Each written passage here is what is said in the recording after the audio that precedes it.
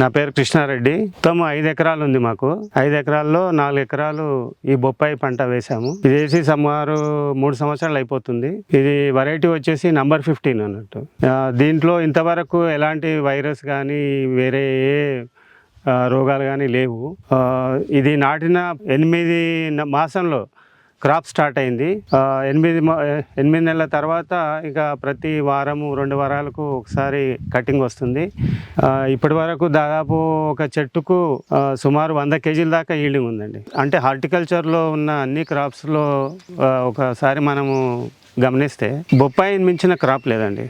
ఎందుకంటే ఇది throughout year మనకు ఈల్డింగ్ వస్తుంది, పెట్టుబడి తక్కువ, తర్వాత రేటు కూడా ఉంటుంది, మార్కెట్లో మంచి రేటు ఉంటుంది. కాబట్టి నేను అందరికీ నేను ఇచ్చే సలహా ఏంటంటే బొప్పాయిని మించిన హార్టికల్చర్, బొప్పాయిని మించిన క్రాప్ లేదు.